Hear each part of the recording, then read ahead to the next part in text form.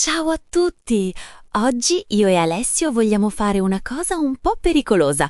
Vogliamo svelarvi il codice segreto delle bugie che noi italiani diciamo ogni giorno per sopravvivere socialmente. Avete presente quando qualcuno vi dice una cosa ma in realtà ne pensa un'altra? Ecco, oggi parliamo proprio di questo. È un argomento molto divertente perché tutti noi lo facciamo, ma nessuno vuole ammetterlo. Vero Alessio? Oh, ma Sara, sei sicura? Se sveliamo tutti i nostri segreti, poi nessuno ci crederà più quando diciamo ci sentiamo per un caffè. Però hai ragione, è un tema fantastico per chi impara l'italiano.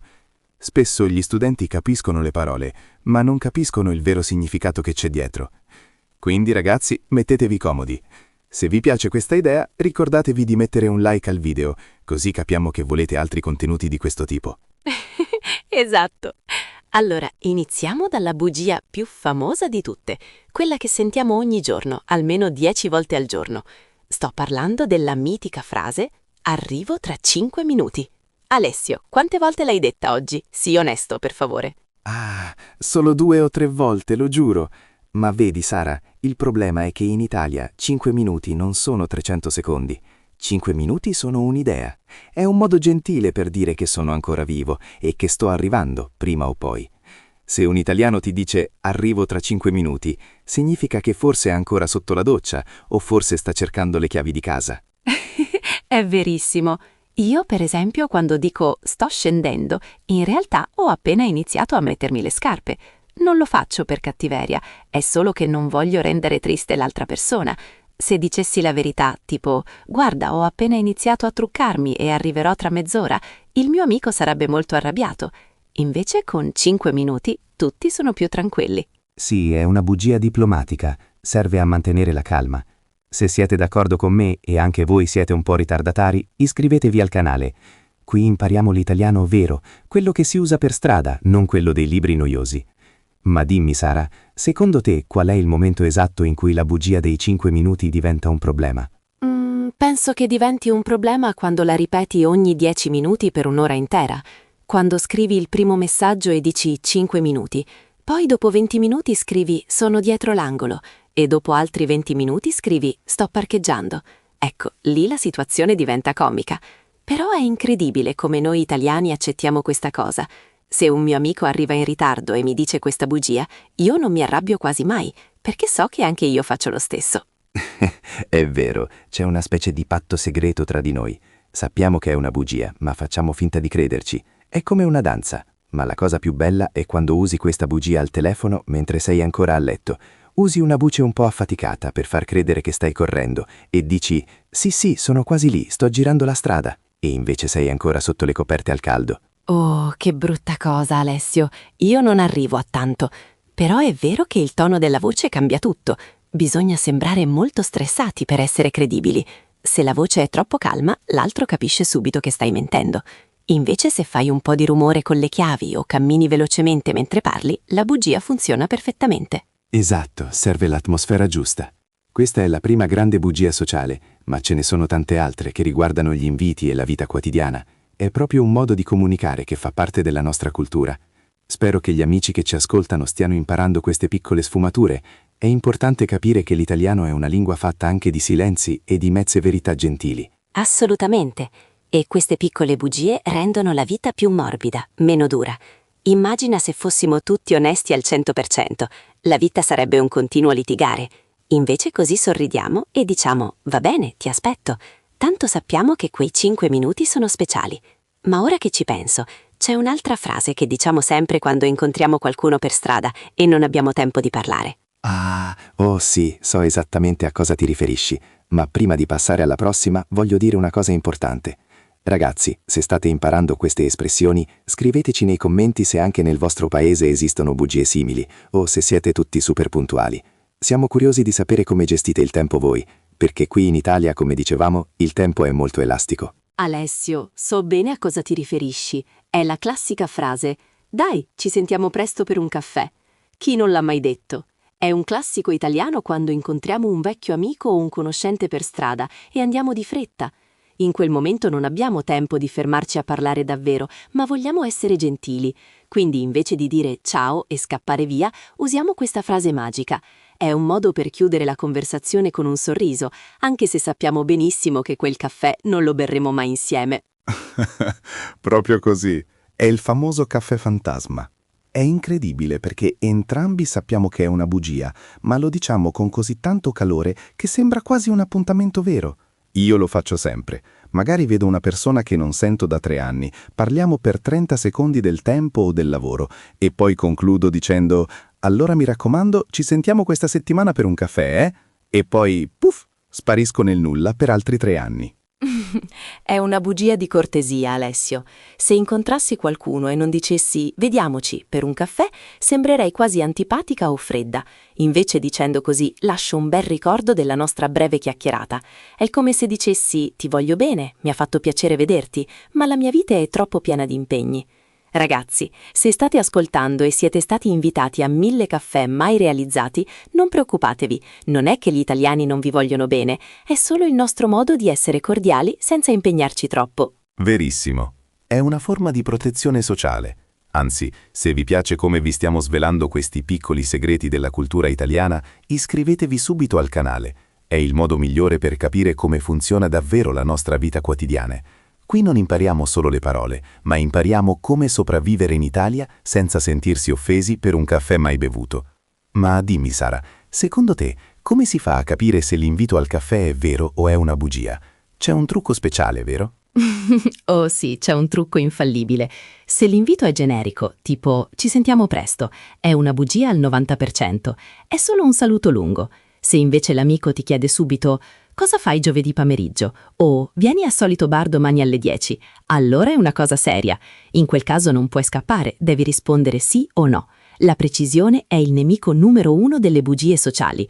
Più sei vago, più è probabile che tu stia mentendo con gentilezza. Ah, esatto, la precisione rompe l'incantesimo. Se rimaniamo sul vago, siamo tutti felici. È come se il caffè fosse un simbolo di amicizia, non una bevanda reale che contiene caffeina. Mi chiedo se gli stranieri che vivono in Italia si sentano confusi da questo.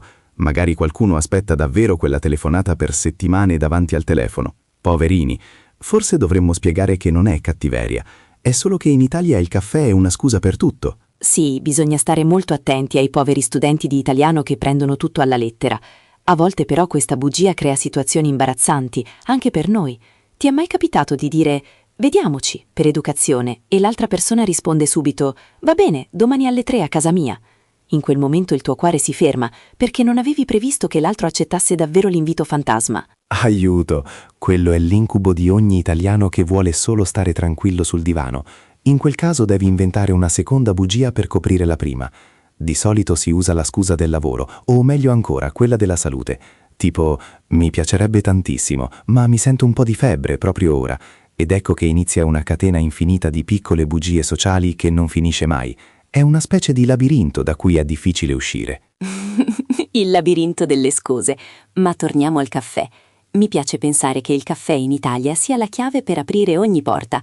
Lo usiamo per gli appuntamenti di lavoro, per conoscere una persona interessante o per fare pace dopo un litigio. È una parola magica che risolve tutto. Anche se è una bugia dolce. È come dire «tu sei una persona con cui passerei volentieri del tempo, se solo avessi una giornata di 48 ore». Bellissima definizione, Sara. Un regalo di tempo immaginario. E se volete un consiglio da amico, quando qualcuno vi dice «ci vediamo per un caffè», sorridete e rispondete «volentieri». Non chiedete quando, non chiedete dove, non tirate fuori l'agenda. Semplicemente accettate la gentilezza e continuate a camminare per la vostra strada. È così che si vive in armonia in Italia. Se capite questo, siete già a metà dell'opera per diventare dei veri esperti della nostra lingua. Sono d'accordo. In fondo queste bugie non fanno male a nessuno. Sono come dei piccoli cuscinetti che rendono i rapporti umani più morbidi. Immagina se fossimo tutti onesti e dicessimo «no, non mi va di vederti, preferisco guardare una serie TV da solo». Sarebbe terribile. Invece il caffè fantasma salva le amicizie. Alessio, tu hai mai rifiutato un caffè dicendo la verità? Tipo «guarda, mi sei antipatico»? Quasi mai. Forse una volta in tutta la mia vita e mi sono sentito malissimo dopo. Dire la verità cruda è troppo difficile per me. Preferisco 1000 volte la bugia del caffè. Mi fa sentire una persona più educata, anche se so che sto recitando una parte in una commedia. Ma sai cosa? Anche noi diciamo sempre mettete like perché ci sono tante novità, ma in questo caso diciamo la verità. Vogliamo davvero che restiate qui con noi fino alla fine. Ah, esatto, noi siamo onesti con voi. Però parlando di incontri e di saluti per strada, c'è un'altra situazione tipica che mi fa morire dal ridere. È quella in cui qualcuno ti chiede «Come stai?» mentre sta già camminando velocemente dalla parte opposta. Non vuole davvero sapere come stai, vuole solo che tu risponda in un modo molto veloce e positivo, vero Alessio? Oh, assolutamente. Quello è il saluto intervista più veloce del mondo. Se provi a dire, beh, oggi ho un po' di mal di schiena e sono triste perché il mio gatto è scappato, l'altra persona è già a 200 metri di distanza e non ti sente più. Bisogna stare molto attenti a come si risponde a quel come stai, perché c'è una risposta standard che serve proprio a non fermare il traffico dei pedoni sul marciapiede. È proprio vero, Alessio. Se rispondi in modo diverso da «tutto bene, grazie», crei un momento di panico totale. L'altra persona si blocca, non sa cosa dire e guarda l'orologio. In Italia, quando qualcuno ti chiede «come stai?» per strada, la risposta corretta è sempre e solo «tutto bene». Anche se hai perso il lavoro, hai la febbre alta e il tuo caffè era imbevibile, tu devi dire «tutto bene». È una bugia sociale necessaria per non disturbare il ritmo della giornata degli altri. Se inizi a raccontare i tuoi problemi veri, la gente comincia a evitarti quando ti vede da lontano. Hai ragione. È come un copione di un film. Tutti sappiamo le battute a memoria. Io a volte provo a fare un esperimento. Quando qualcuno mi chiede come va mentre cammina, io rispondo insomma, oggi è dura. La reazione è sempre la stessa. L'altro fa una faccia strana, rallenta un secondo e poi dice «Ah, dai, coraggio, ci sentiamo!» e scappa via ancora più veloce di prima. Nessuno vuole davvero sentire la verità in quel contesto. La verità è pesante. La bugia del «tutto bene» è leggera come una piuma. Rende tutto più facile per tutti. Esatto, è una questione di educazione alla fine. Vogliamo essere positivi. Però c'è un'altra parola magica che usiamo sempre quando siamo nei guai o quando abbiamo fatto un errore. È la parola tranquillo. Oh, quanto mi fa ridere questa parola! Se un italiano ti dice tranquillo non è successo niente, al 90% è successo qualcosa di grave e lui è molto arrabbiato, ma sta cercando di non esplodere. È una bugia che serve a calmare le acque, ma dentro c'è un vulcano pronto a scoppiare. Vero. Tranquillo è la parola più pericolosa del vocabolario italiano. Se la mia fidanzata mi dice «tranquillo, fai pure quello che vuoi», io so che se faccio davvero quello che voglio, la serata finirà malissimo. È una bugia che mette ansia invece di toglierla. Ragazzi, se state imparando l'italiano e sentite un tranquillo detto con un tono troppo basso, scappate. Ma prima di scappare iscrivetevi al canale e attivate la campanella, così non perderete i prossimi consigli su come capire se un italiano è davvero tranquillo o se sta per arrabbiarsi sul serio. Ottimo consiglio, Alessio. Iscrivetevi perché queste sono lezioni di vita, non solo di lingua.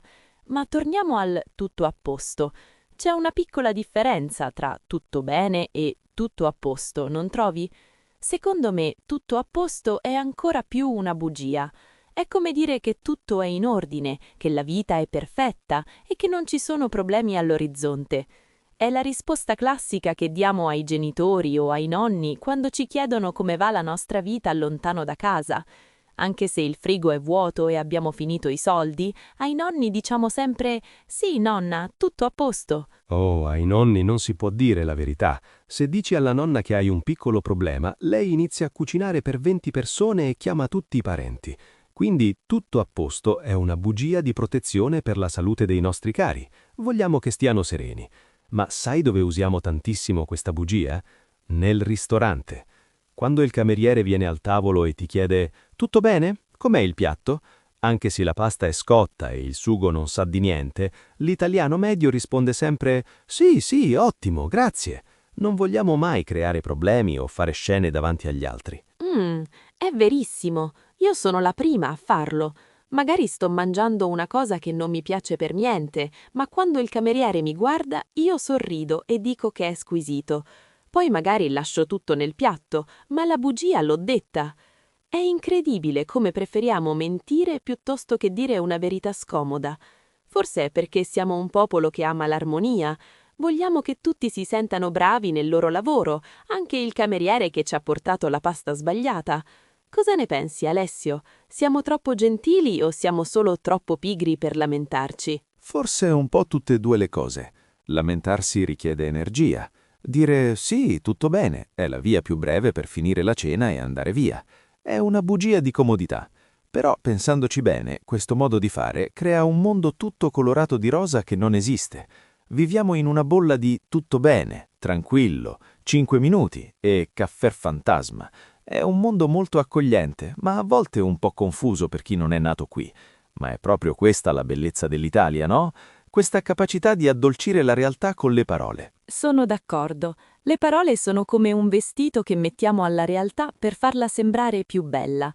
E se questo vestito è un po' bugiardo, pazienza. L'importante è che ci faccia sentire bene insieme. Se anche voi pensate che la lingua italiana sia un modo per rendere la vita più bella, mettete un like a questo video. Ci aiuta tantissimo a far conoscere il nostro podcast a tanti altri studenti in giro per il mondo. Alessio, stavo pensando che queste bugie però cambiano molto quando passiamo dalla strada alla casa, specialmente quando si parla di cibo e di inviti a cena. Eh sì, entriamo in un territorio molto pericoloso. La cucina è il cuore dell'Italia e le bugie culinarie sono forse le più sofisticate di tutte. C'è quella famosa frase che diciamo quando qualcuno ci invita a cena e non vogliamo andare, ma non possiamo dire di no direttamente. Oppure quando siamo già a tavola e siamo pienissimi, ma la padrona di casa ci offre ancora un altro piatto di lasagne. Lì la bugia diventa una vera e propria arte marziale. Bisogna saper rispondere nel modo giusto per non offendere nessuno, specialmente se la padrona di casa è una mamma italiana. Oh mio Dio, la mamma italiana, quello è il livello massimo di difficoltà. Se dici di no alla mamma è come se dicessi che non le vuoi più bene, quindi devi inventare delle scuse incredibili, tipo «Mamma, vorrei tanto mangiare un altro piatto, ma il dottore mi ha detto che devo stare attento al colesterolo», anche se hai 20 anni e sei in perfetta salute. È l'unico modo per sopravvivere a un pranzo della domenica senza esplodere fisicamente. Hai qualche altra scusa pronta per queste occasioni, Alessio? Io di solito dico che ho mangiato tantissimo a colazione, anche se non è vero.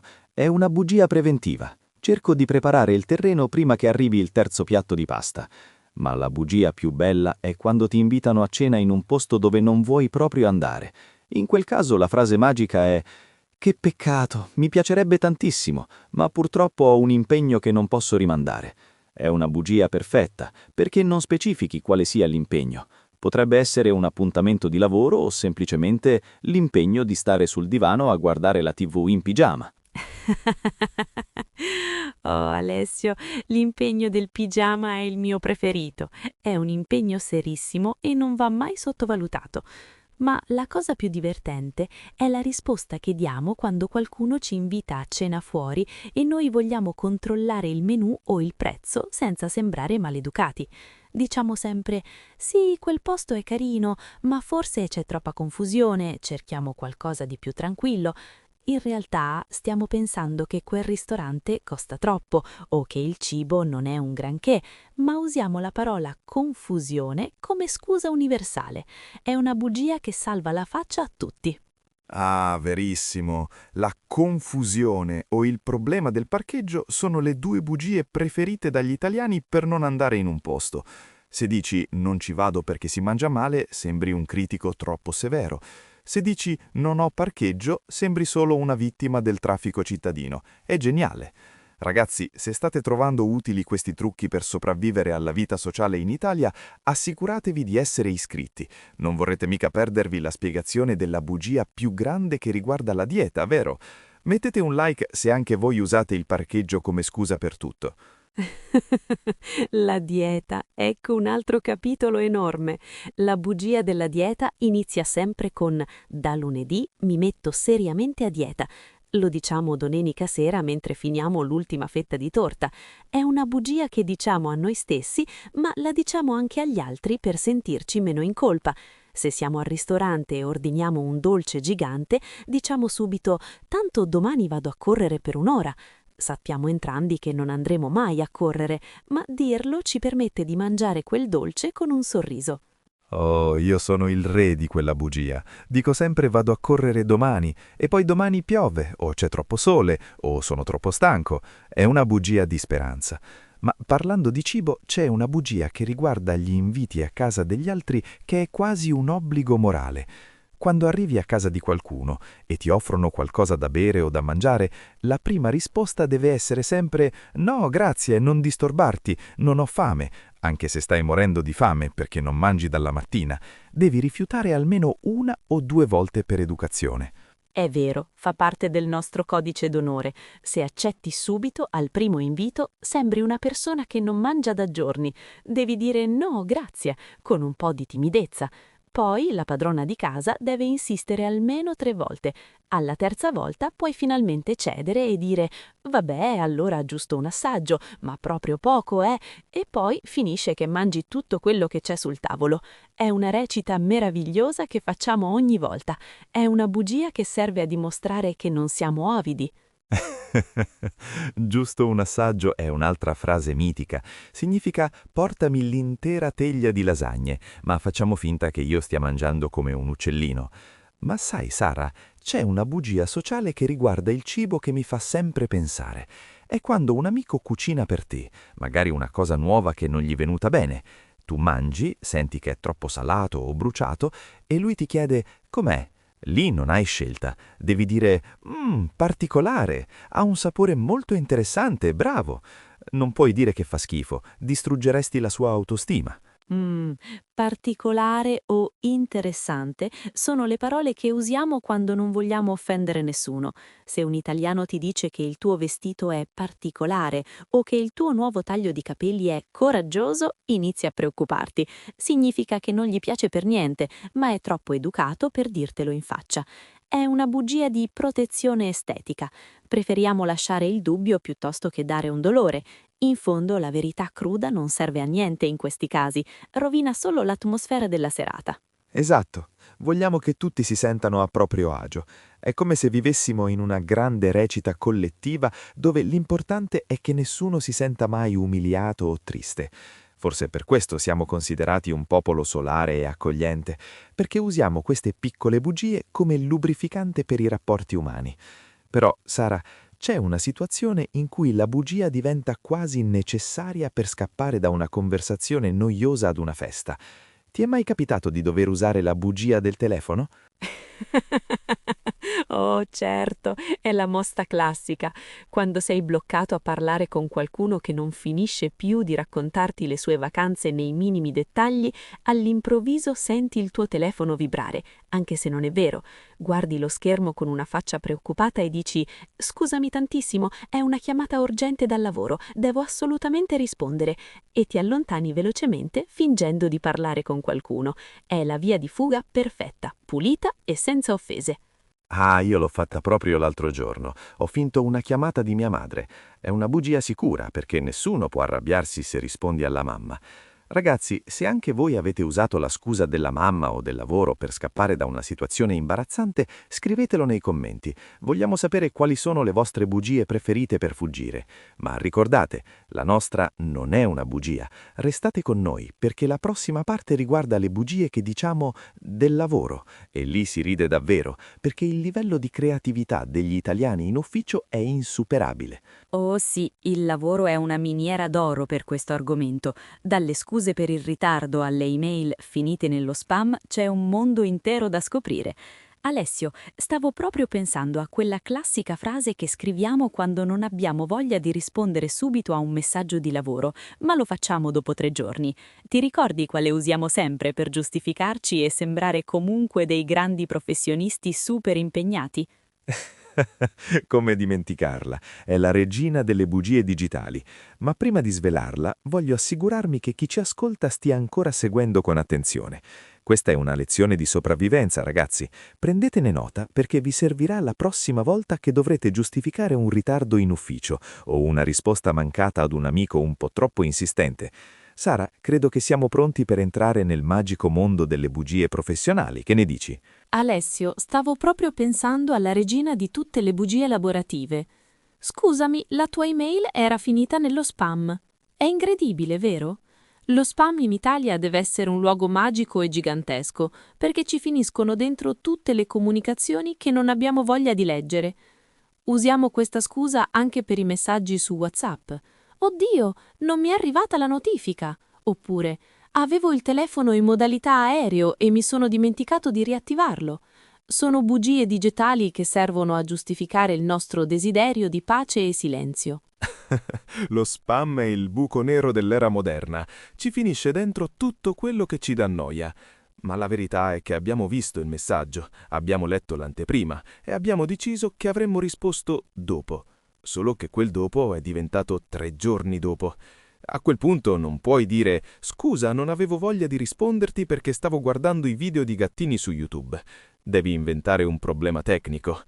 Ragazzi, se anche il vostro spam è pieno di scuse creative, mettete un like. È un modo onesto per ammettere che siamo tutti un po' bugiardi digitali. Un'altra frase bellissima dell'ufficio è «Ci sto lavorando proprio ora, ti mando tutto a breve». In realtà la cartella del progetto è ancora vuota e abbiamo appena aperto il programma. Però dicendo «ci sto lavorando» diamo l'idea di essere super impegnati e produttivi. Il «a breve», poi, è un termine fantastico perché è vago. Può significare 10 minuti o 4 ore. È una bugia che serve a prendere tempo quando siamo in ritardo con una consegna. Alessio, tu sei uno di quelli che manda le email alle 11 di sera per far vedere che lavora tanto? No, io preferisco la tecnica opposta. Programmo le email alle 8 del mattino, così sembra che io sia già operativo e super sveglio, mentre in realtà sto ancora bevendo il secondo caffè in pigiama. È una bugia tecnologica molto efficace. Ma parlando di lavoro, non possiamo dimenticare le scuse per i ritardi in ufficio. La più usata in assoluto è «c'era un traffico incredibile oggi, un incidente in tangenziale». Anche se vivi a 5 minuti dall'ufficio e sei venuto a piedi. Il traffico è la colpa di tutto. Il traffico è il capro espiatorio nazionale, insieme allo sciopero dei mezzi pubblici. Se sei in ritardo, la colpa non è mai tua che hai spento la sveglia 3 volte, ma è sempre del sistema dei trasporti che non funziona. È una bugia che i capi ufficio accettano quasi sempre, perché anche loro la usano. È una catena di solidarietà tra ritardatari. Ma ti è mai capitato di dover fingere di essere entusiasta per un'idea del tuo capo che invece trovavi pessima? Quella è la bugia più difficile da mantenere senza ridere. Quella è pura sopravvivenza, Sara. Bisogna fare quella faccia un po' pensierosa, annuire lentamente e dire interessante, ha molto potenziale, dobbiamo solo limare alcuni dettagli». Il limare i dettagli significa che dobbiamo cambiare tutto perché l'idea non sta in piedi, ma non puoi dirlo così. Se volete fare carriera in Italia, dovete imparare l'arte di non dire mai di no direttamente, ma di dire sì, però. È una sfumatura fondamentale della nostra lingua, che vi salverà in molte riunioni noiose. Sì, però è la frase di vita, è diplomazia pura. Un'altra bugia tipica è quando qualcuno ti chiede un favore al lavoro e tu rispondi «Guarda, lo farei volentieri, ma sono sotto consegna e non ho un minuto libero». Magari hai passato l'ultima ora a chiacchierare alla macchinetta del caffè, ma devi sembrare un martire del lavoro. Se accettassimo tutti i favori non finiremmo mai i nostri compiti. La bugia della consegna urgente è il nostro scudo spaziale contro le richieste extra. Verissimo. E la macchinetta del caffè è il luogo dove nascono le bugie più belle. È lì che ci diciamo «sto tornando subito alla scrivania» e poi restiamo mezz'ora a parlare della partita di calcio o dell'ultimo episodio della serie TV. Se il capo arriva, improvvisamente stiamo parlando di un problema tecnico complesso che stavamo risolvendo insieme davanti a un espresso. È incredibile come la nostra creatività aumenti quando dobbiamo giustificare una pausa troppo lunga. Ragazzi, iscrivetevi se anche voi pensate che la pausa caffè sia il momento più produttivo della giornata. Iscrivetevi perché noi vi diciamo la verità sulla produttività italiana.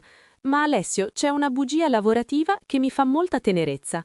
È quando qualcuno va in pensione o cambia ufficio e tutti dicono «Ci mancherai tantissimo, rimarremo sicuramente in contatto». Sappiamo tutti che dopo 2 settimane non ci ricorderemo nemmeno il suo cognome, ma quel giorno piangiamo e facciamo promesse di cene e incontri che non avverranno mai. È una bugia affettuosa, serve a rendere l'addio meno triste. Sì, è una bugia di addio. Serve a chiudere un capitolo in modo dolce. È un po' come quando diciamo «ti ricallo io» a un cliente difficile. Sappiamo che non lo richiameremo mai, ma dirlo ci permette di chiudere la telefonata senza litigare. È un modo per mantenere la facciata di professionalità anche quando la pazienza è finita. In fondo il lavoro è fatto di relazioni umane e le bugie sociali sono l'olio che fa girare gli ingranaggi senza fare troppo rumore. Ben detto, senza queste piccole bugie l'ufficio sarebbe un campo di battaglia. Invece, tra spam, traffico e ci sto lavorando, riusciamo tutti a convivere pacificamente. Ma sai cosa stavo pensando? Che queste bugie lavorative spesso si trasformano in qualcosa di ancora più grande quando entriamo nel mondo dei sentimenti e delle relazioni amorose. Lì, Alessio, le bugie diventano veramente dei capolavori di fantasia. Sei pronto a parlare delle bugie d'amore? Oh, entriamo in un campo minato. Le bugie tra innamorati o durante i primi appuntamenti sono uniche. C'è quella classica di quando guardi il telefono e vedi un messaggio, ma decidi di non rispondere subito per non sembrare troppo disperato. O quando dici che ti piace un gruppo musicale solo perché piace all'altra persona.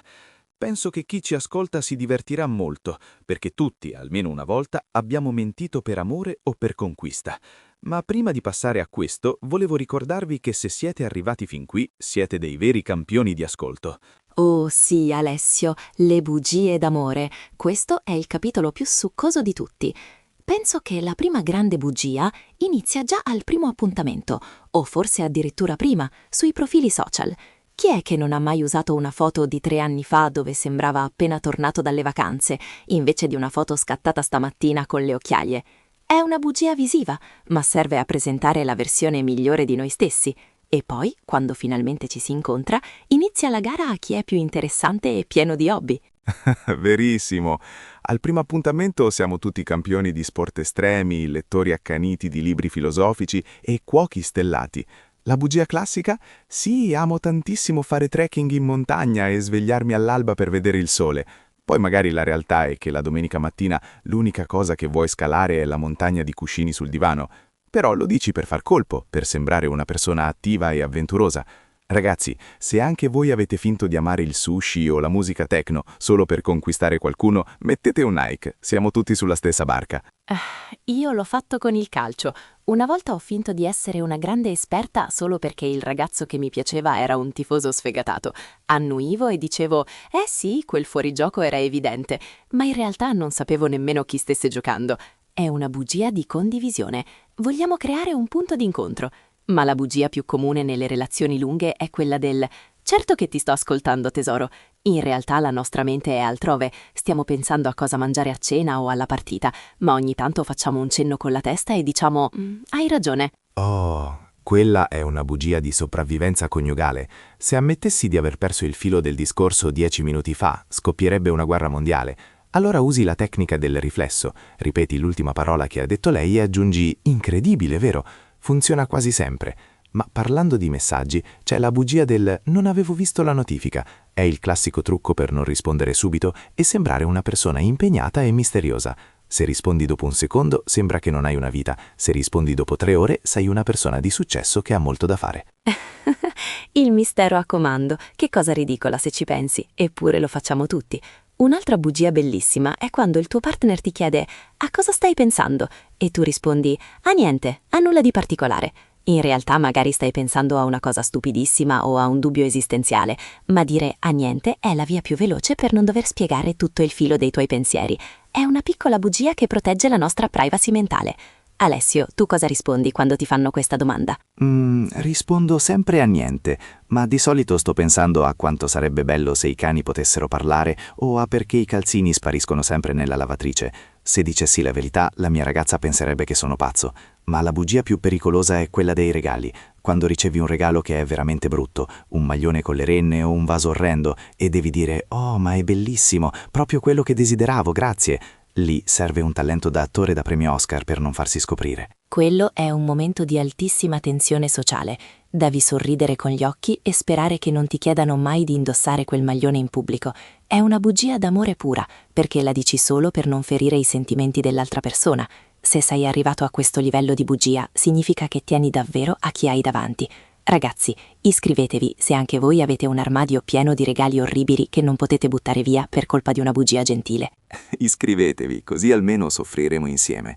Ma Sara, c'è un'altra frase mitica nelle coppie. Sì, mi piace molto anche a me, tua madre, tua cugina, il tuo amico noioso. La bugia sui parenti o sugli amici del partner è fondamentale per la pace in famiglia. Non puoi dire tua madre mi sta antipatica, perché sarebbe la fine della relazione.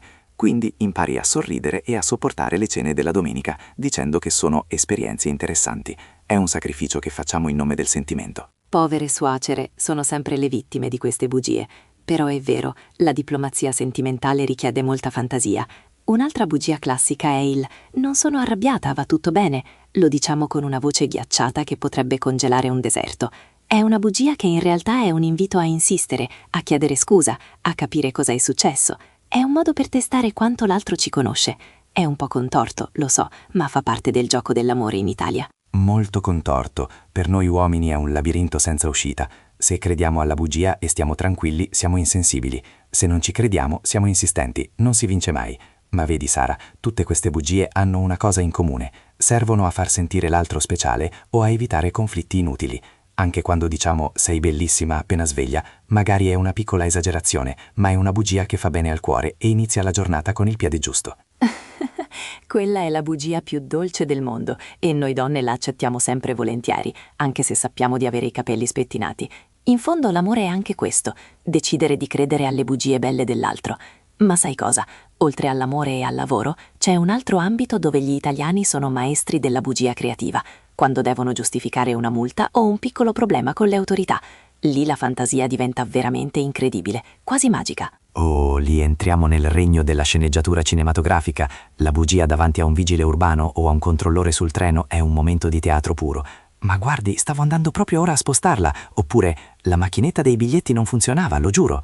Sono bugie che sperano nella clemenza e nel buon cuore dell'altro. È un tema perfetto per continuare la nostra chiacchierata, perché ci dice molto su come noi italiani cerchiamo sempre di aggiustare le situazioni con le parole. Alessio, entriamo nel mio territorio preferito, il teatro della sopravvivenza. La bugia davanti a una multa è un'opera d'arte. Quando vedi il vigile che scrive e ti avvicini correndo, la frase è sempre «Guardi, sono arrivato proprio in questo istante, mi si è spenta la macchina e stavo cercando di ripartire». Oppure la classica «Ho lasciato la macchina qui solo 30 secondi perché dovevo portare le medicine alla nonna». La nonna torna sempre utile quando c'è di mezzo una multa, poverina. È la scusa universale per impietosire chiunque abbia una divisa. Ah, la nonna è il nostro scudo umano preferito.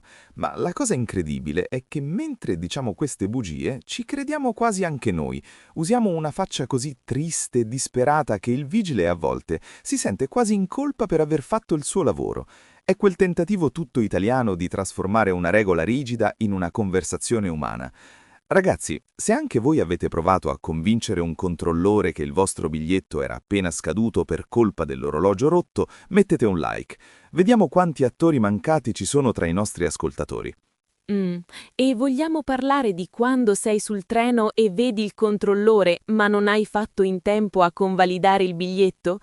Inizi a frugare in tutte le tasche con una faccia agitatissima, recitando la parte della persona distratta. «Ma dove l'ho messo? Eppure l'avevo qui un attimo fa. Giuro che l'ho comprato». Magari il biglietto ce l'hai davvero, ma non l'hai timbrato per poterlo riutilizzare la prossima volta. È una piccola sfida d'astuzia. Se il controllore è gentile ti dice «Va bene, lo faccia ora, ma che non succeda più». E tu rispondi con un «Grazie mille, lei è un angelo», che è un'altra piccola bugia di gratitudine esagerata. Lei è un angelo e fantastica. Passiamo dall'essere criminali a essere i migliori amici delle guardie in un secondo.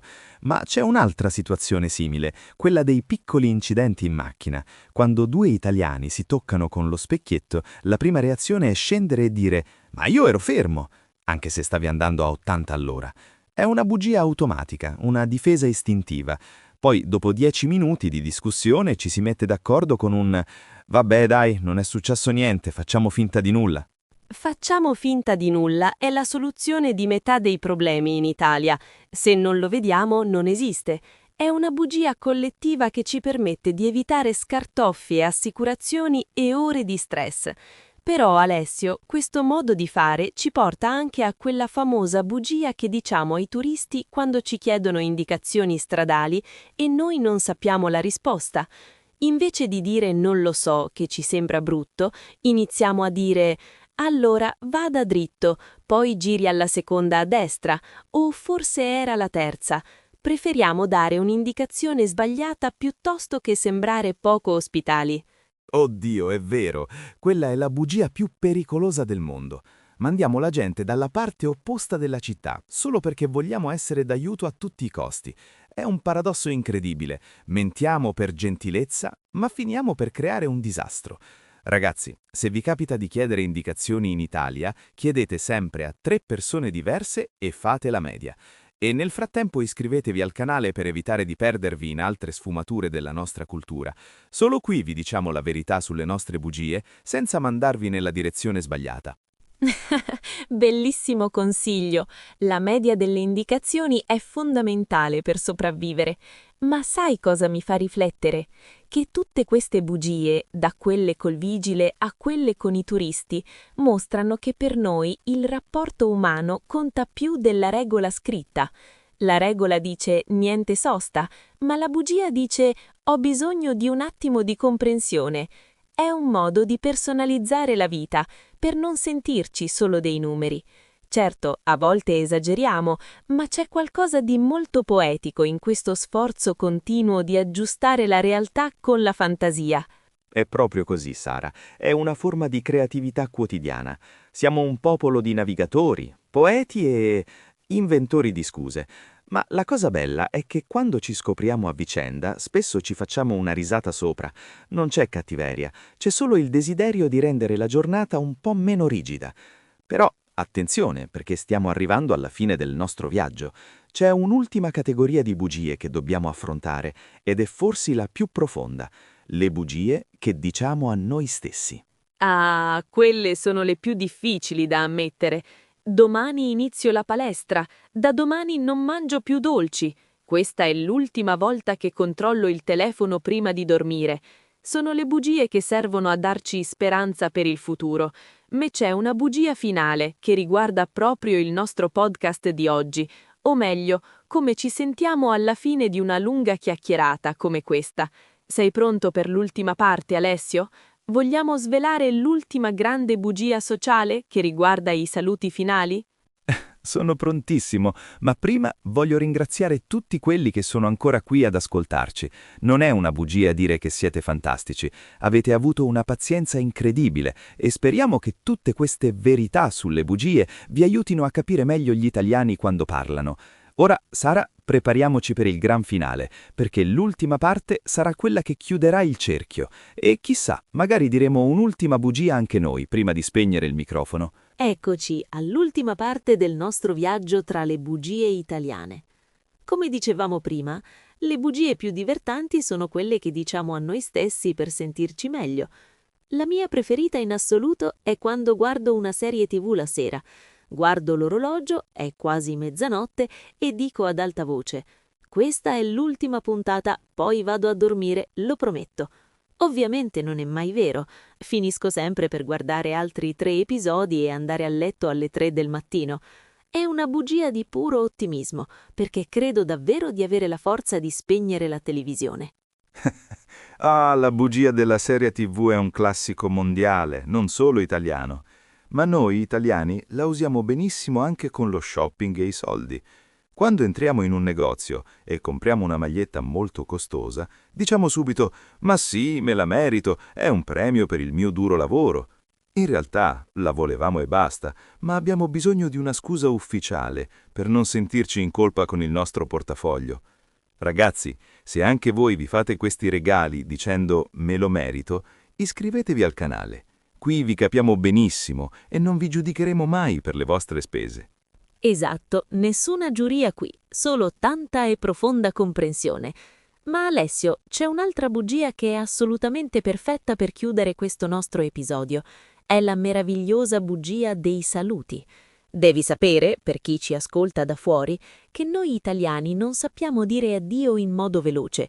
Quando siamo a casa di amici o parenti dopo una cena e decidiamo di andare via, inizia un rito lunghissimo. Ci alziamo dalla sedia, ci guardiamo e diciamo la frase magica. «Bene, allora noi andiamo, eh?» Ma quella frase è una bugia enorme. Non stiamo andando via per niente. Stiamo solo iniziando la prima fase dei saluti. La prima fase, esatto. È un processo lungo e diviso in molte tappe precise. Dici andiamo, ma poi rimani in salotto a parlare in piedi per altri 10 o 15 minuti. Poi, lentamente, finalmente arrivi alla porta di casa. Apri la porta e lì succede la vera magia. Sulla porta inizia una nuova conversazione, con argomenti completamente diversi, che dura altri 20 minuti. È la famosa chiacchierata sulla porta. Magari fa freddo, la porta è aperta, si gela, ma nessuno vuole fare l'ultimo passo per uscire. È una bugia dire che stiamo andando via. In realtà vogliamo restare ancora un po' con i nostri amici. La chiacchierata sulla porta è una tradizione sacra in Italia e durante questa chiacchierata si dicono altre bugie sociali a catena. Ad esempio, chi va via dice «Mi raccomando, la prossima volta venite voi a mangiare da noi, non accettiamo un no come risposta». E l'altro risponde subito «Certamente, organizziamo prestissimo, magari la settimana prossima». E tutti sanno benissimo che passeranno 6 mesi prima di rivedersi. È un modo per prolungare il calore della serata. In fondo, dire ciao e buonanotte in 2 secondi, aprire e chiudere la porta, ci sembra troppo freddo, quasi maleducato.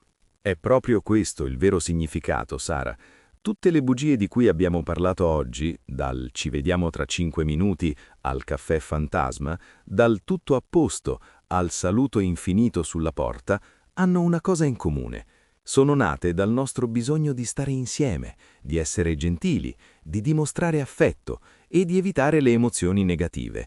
Vogliamo creare un mondo morbido, simpatico e accogliente, e se per farlo dobbiamo usare un po' di fantasia, noi italiani siamo dei veri artisti in questo. Se questo viaggio nella nostra cultura vi è piaciuto, ragazzi, mettete un grande like al video. Ci fa capire che questo tipo di argomenti vi aiuta davvero a imparare l'italiano e a capire la nostra mentalità. Sono d'accordo con te al 100%, Alessio. L'italiano non è solo regole grammaticali, parole sul vocabolario e verbi irregolari noiosi. È fatto di sguardi, di sorrisi, di mani che si muovono e anche di queste piccole dolci bugie sociali. Spero che i nostri ascoltatori ora si sentano molto più pronti per affrontare un viaggio in Italia o per parlare con i loro amici italiani, senza farsi prendere dal panico se il famoso caffè non arriva mai. E a proposito di saluti lunghissimi e di bugie sociali, mi rendo conto che stiamo facendo la stessa cosa anche noi adesso. Stiamo dicendo che stiamo per finire da 5 minuti, ma siamo ancora qui a chiacchierare. Hai perfettamente ragione. Siamo caduti nella nostra stessa trappola italiana. Stiamo facendo il classico saluto sulla porta versione podcast.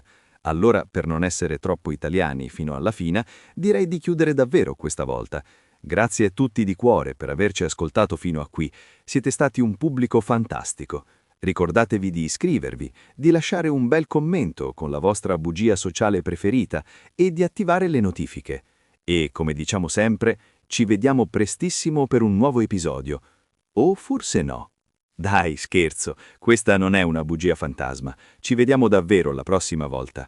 Un abbraccio a tutti e buono studio italiano.